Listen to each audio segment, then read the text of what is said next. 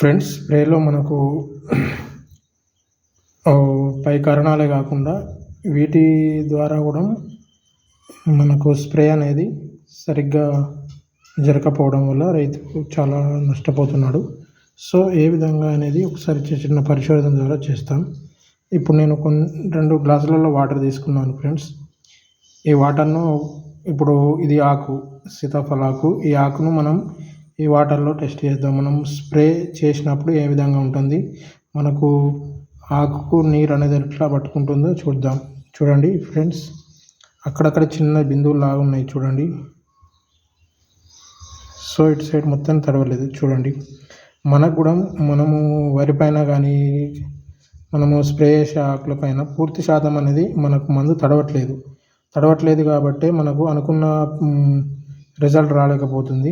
So చూడండి, దీనికోసం మరి పరిష్కారంగా ఏమైనా పరిష్కారం ఉందా అంటే నేను చాలామంది రైతులకు రికమెండ్ చేశాను. చాలా మంచి రిజల్ట్ ఉందని వారు చెప్తున్నారు. ఇది అప్సైటీ, ఆంబివేరి అప్సైటీ. ఇది ఒక్కసారి దీన్ని మనము వాడే ఆ స్ప్రే మందులో ఒక్కసారి కలిపి వాడడం వల్ల ఏ విధంగా ఇది మనకు చూడండి ఫ్రెండ్స్, దీని అప్సైటీని మనము ఒక్కసారి వాటర్లో వేసుకుందాం.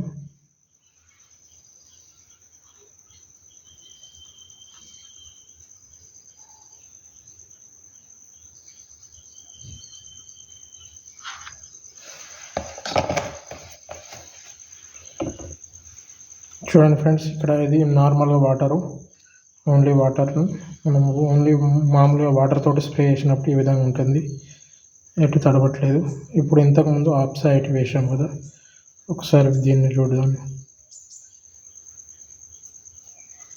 ఫ్రెండ్స్. ఈ విధంగా నిండుగా తడుస్తడం వల్ల మనకు స్ప్రే అనేది చాలా బాగుంటుంది. దానివల్ల పురుగు కానీ పూత కానీ ఎలాంటి సమస్యలు ఉన్నా మనము దీని ద్వారా మనం పరిష్కరించుకోవచ్చు ఫ్రెండ్స్.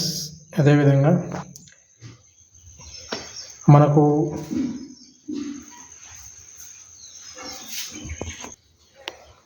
ఫ్రెండ్స్ ఇలాంటి వ్యవసాయ టిప్స్ కోసం ఇప్పుడే మన ఛానల్ని సబ్స్క్రైబ్ చేసుకోండి. ఈ వీడియోను మరో రైతు మిత్రునికి షేర్ చేయండి. Thank you. జై హింద్.